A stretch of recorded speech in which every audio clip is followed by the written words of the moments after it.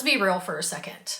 The last full year that I was selling on Etsy, I made $2,000 for the year. That's not per month, that's not per week, that's not per quarter. That was the whole entire year. I only made $2,000. Fast forward. In 2024, I made almost $60,000 on Amazon gross revenue. And in 2025, I was sitting at about $45,000 in gross revenue. And for the January of 2026, I made $6,200 in gross revenue on Amazon. So today I'm gonna give you my honest Amazon Handmade review and why I switched to Amazon Handmade and never looked back. We'll talk about some of what's changed, what I found surprising, what I didn't, and what I would and would not do again. No fluff, just real, true Amazon Handmade review. This is not sponsored by Amazon Handmade. I do this to let you guys know how I'm doing in my business and how I think you could also thrive. Why did I even consider Amazon Handmade? I wasn't looking for another platform just for fun. I made the decision when I was seeing my sales drop on Etsy that if I wanted to continue my business, I really needed to start making more money and treat it like a real business, not just a hobby. But I wanted a platform that would allow me to grow and make more money and not have to be posting on social media constantly. I just didn't have the time for that. I also work a full-time job, so posting consistently and having to post like every day or every few hours wasn't really feasible for me. I was super frustrated, especially on Etsy. I was fighting having to put a new listing up every day or keep up with all the mass-produced dropship items because when I left Etsy, it was starting to kind of turn that direction. They had allowed for craft supplies to be listed, and when I switched from a different type of craft or handmade item to another, I actually listed some of my supplies on Etsy to get rid of them, but that's kind of when things started to shift on Etsy and kind of took it away from that true handmade space. The other thing is I was running ads. I wasn't seeing a ton of traction on the ads, and I really had no idea what ads they were showing, when they were showing up, and how much they were costing, which was really frustrating because I didn't know what to do with my business, like income and expenses. I didn't know how that was working and if I was actually making any money or not. I also realized something very important. Etsy shoppers tend to browse. They have a birthday coming up, they need some ideas, they start browsing on Etsy to see what they can find. I would look at it more as like a kind of like a Pinterest kind of thing. Yes, occasionally they buy when they see something that they're like, yes, I've got to have it, but for the most part, they browse. Amazon shoppers show up to buy. If you're like me, you're standing in the kitchen and you realize you need something and you're like, I'm just gonna go buy it right now so I don't have to wait on it and I don't have to go to the store to buy it. And I don't have to fight a crowd or drive somewhere and wait in line. I'm just gonna go on Amazon and just find what I need and it'll show up tomorrow and everything's good and I don't have to do anything else. Amazon shoppers are ready to purchase. That mindset shift of realizing that Etsy was browsers, Amazon was buyers, changed my whole outlook on how I viewed the Amazon platform and made me realize maybe I should try the Amazon Handmade space. Amazon Handmade started in 2016. Around the time that I started thinking about selling, I actually started selling in Amazon Handmade in 2018, and I very quickly transitioned to selling in Prime and realizing that was the key to have my business like skyrocket. Amazon has built-in traffic. We know that Amazon buyers are there to purchase. All they have to do is type it in and things come up. And there's pretty much anything you can imagine on Amazon, right? So with this, I didn't have to build my traffic from scratch. I didn't have to, I mean, I do have my own website, but I don't have to like push traffic to Amazon. I don't have to be posting to Instagram to let people know that I have a new product available. It's just there and ready and available. So if they type it in, it shows up, and I don't have to post daily for things to be seen. I know at one point on Etsy, if you weren't creating a new listing every 1 to 3 days, your stuff would just kind of fall to the bottom of the search and just would not show up. When I switched switched to Prime, this was the game changer. So initially I listed a couple of items on Amazon just to see how they were gonna go. They were selling, but not very quickly. And I thought, oh, is this just another Etsy and I'm not gonna see any sales? I was in a group where we were talking about utilizing Amazon for Handmade and this new thing. And we were talking about how Prime worked and how we could send items in. There was 3 or 4 of us that were kind of trying to decide if it's something we wanted to try. And I thought, you know what, guys, I'm just gonna send in some stuff and see how it goes. And I'll let you know. Mine was easier to kind of like prep and send things in. Theirs was a little more intensive and they could lose a little more if they tried to send things into Prime and it didn't sell. I packaged up like 20, I think 24 was the least amount of stuff I could send, and they sold like hotcakes. They were gone. As soon as they hit inventory, they were gone quickly. And I was like, wait a minute, what just happened?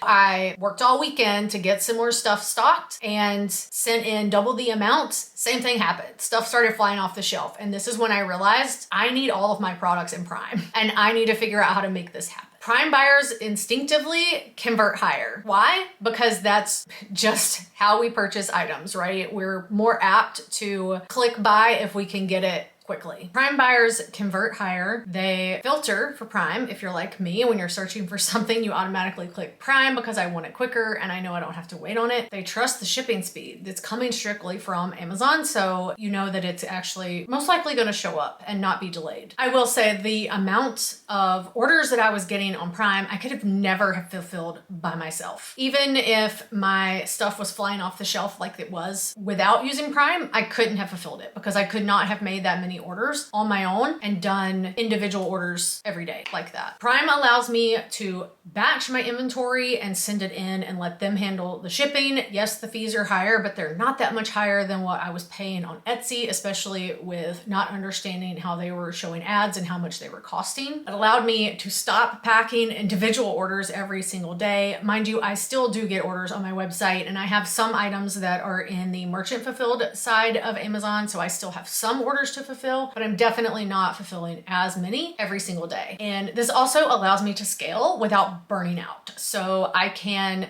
mass produce a bunch of items, mass ship them into Amazon during one weekend, and then I don't have to touch those particular items for probably a month. It just depends on how quickly your items sell and how many you send in at a time. But for the most part, you can kind of decide how you want to do it. If you want to restock monthly or restock every week, you can kind of make that decision based on how items are selling and how long it takes for you to create your items. This also allowed for some stability. On Etsy, I was getting sales here and there and they weren't very consistent. And when I did get one, they were 1 or 2 things. So it wasn't like I was making a lot of money. They were $9 here and there and not like $50 or $100. I mean, obviously that depends on your items, but like I said, I was getting one item here and there and not really any kind of consistent sales. And I attributed that to one, not listing new items every single day because I didn't have new items to list every single day. I didn't need 10 items listed for my shop to show up. I could list one thing on Amazon. I mean, for a long time, I only had a couple of items. And then once I started figuring out how Amazon worked and how the sales were going and how to send things in, then I started listing more items. I didn't want to just throw 100 listings into Amazon and not understand the back end or how the shipping worked. And then I got a ton of orders and maybe I wasn't charging enough for shipping or something like that. So then I was losing money. So I started with 1 or 2 to see how things would go and see how I could handle sending things in if I wanted to keep doing Prime. So it kind of gave me a way to gauge how I wanted this to work. Like I said, I wasn't consistently relisting to stay active and I wasn't having to push traffic from Instagram. Even with Etsy, sometimes I would need to post on Instagram or something like that to kind of push people that direction to shop on Etsy. By no means is Amazon magic. And while yes, I was getting the sales, I can't dictate some of the things that happen on Amazon. With putting my items in Prime, they're responsible for the customer service for the Prime items. So it's not something I could control if they decide to give someone a refund. That doesn't happen very often, but like I said, it's not magic and it's not something I can control all the time. Some of the downsides to selling on Amazon and in Prime. I'm not going to tell you that Amazon's perfect because it's not. No platform is perfect. No platform ever will be perfect. I'm not going to sit here and tell you that I love everything about Amazon. There are things that I don't like as well. The first thing is Seller Central. While Amazon is starting to make changes and make Seller Central more user-friendly, it still has a very 80s vibe to the back end. And if you don't know what I'm talking about, I'm sorry.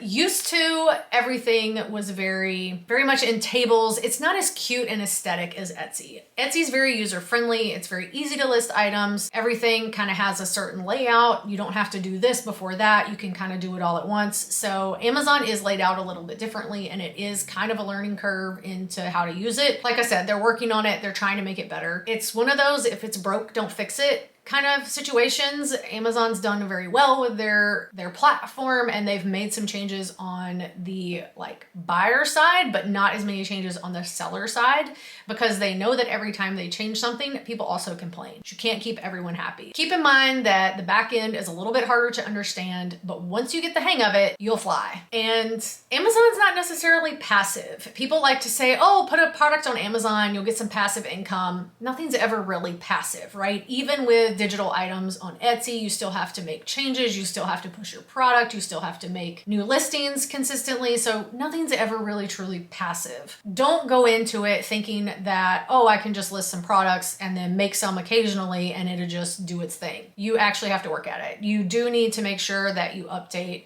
keywords and descriptions and bullet points. I changed my formatting of my sticker sheets. I went in and updated colors and kind of like made them a better size to fit. So I'm going through and like updating everything to match that new system. I'm updating while I'm doing that. I'm not only updating images, but I'm updating titles and descriptions. And Amazon does change a little bit in that people look for Christmas stuff around Christmas, or they look for spring stuff around the springtime. You can go in and change in some of your back end stuff to help you kind of stay more relevant in some of the searches. Nothing's ever truly a set it and forget it, but Amazon is very much more a set it and forget it than Etsy is. You also may need to change some of your shipping decisions. Maybe USPS is changing their pricing drastically, which they've done before in the past, and shipping with them doesn't make any sense, so you need to switch to UPS. So you need to deactivate them as an option. Something to keep in mind is when things change, you'll obviously need to kind of go with the flow and change what needs to be changed to make the most sense for your business. And you may need to change how you package things. Maybe you're selling something that's breakable and your packaging doesn't make sense anymore. You're seeing a lot of breakages, so maybe you need to change how things are packaged. So things like that happen consistently and you'll need to update. Something to keep in mind, Amazon's not gonna automatically sell a weak product, right? If your listings are blurry, or like your photos or your description doesn't make sense for the item that you're selling, or you really can't tell what's being sold, it will not sell. Amazon can't make people buy your product, right? Make sure your listing information and your product information is good, and it should sell pretty easily on its own. One thing about the handmade category is you do have to actually be handmade. Amazon truly looks at the applications, make sure it's something you're creating in your studio, your home office, or your home studio, and actually allowing you to be in that category. And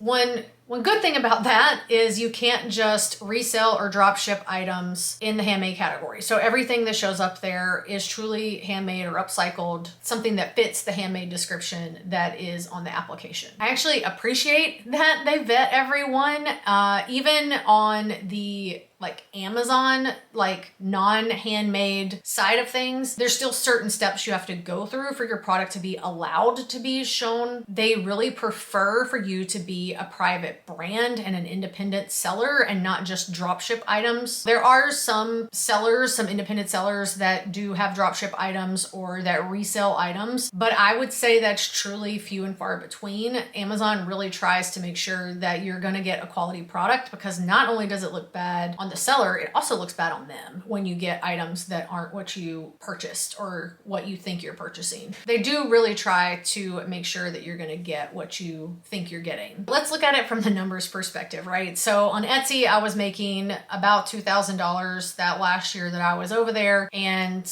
on Amazon, I'm making anywhere between $50,000 and $60,000 in gross sales. That didn't happen overnight. It happened because I worked on my listings, because I got more items available. I started using Prime. There was a lot that went into it that got me to that point, but it's definitely something that is achievable for you and your business. Not only did I work on my photos and my listings and my keywords, but I treated it like a business. You have to treat this like a business. If that's what you really want, if you really want to start making money, you got to treat it like a business. You got to have a separate banking account to make it easier on you and your finances. You've got to do things that separate your business from your personal life so that it's easier when it comes at tax time. Believe me, it's much easier if you separate. Who is Amazon Handmade good for? If you're looking to scale your business and you really want to grow and you're really looking for a way to scale, maybe quit your full-time job, because eventually that's what I would love to be able to do. Maybe just retire early and keep doing this on the side as not a full-time gig, but like to have something to do. If you're looking for scalability, if you're willing to learn a new system and you're not gonna complain about it at every turn, because there are some people that just cannot fathom trying to learn something new. You have to be willing to learn something new, willing to try something new, because Amazon does make changes occasionally that require you to go in and change things. Willing to learn, and you're willing to optimize, because that's really where my sales start to go up, is when I look at the listing and say, okay, how can I make this better? If I was the buyer, what would I be looking for? What would I type in? What would I want to see for a product for me to click that purchase button? To be honest, registering your business and becoming trademarked opens up doors to brand registry and allows you to get more tools as well. So that's something to consider. And like I said, if you really want to treat it as a business, you really need that as well, but you don't need it right away. Think about your business. What do you want it to do? What are you looking for out of your business? And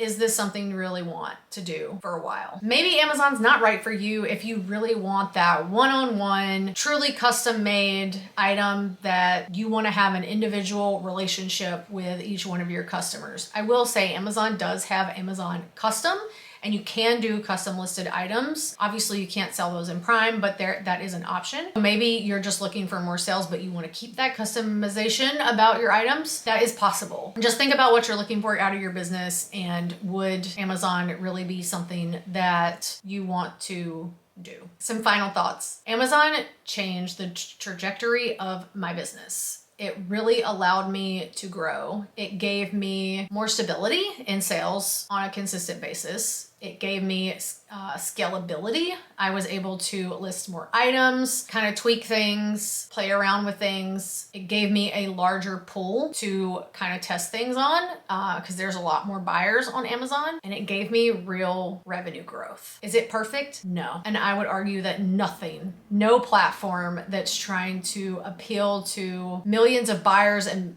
millions of sellers is going to be perfect, right? You're never going to please everyone. Nothing's ever going to be perfect. But is it powerful? Absolutely. Like, I would not go back to Etsy. I still have my Etsy shop. It's on vacation mode, but I would never go back to just selling on Etsy. If you're ready to stop wondering about Amazon and you're ready to get your account set up and scale your business, I have a mini course that's available that will help you get your Amazon Handmade account all set up if you're looking for that one-to-one, more step-by-step process. And if you just need a guide to get you started and kind of point you in the right direction, I have a free checklist as well that you can download. Those will both be linked down in the description box below. And if you have any questions about Amazon Handmade, you can drop those down in the comments below. I hope you guys enjoyed the video and got something out of it, and I will catch you in the next one. Bye.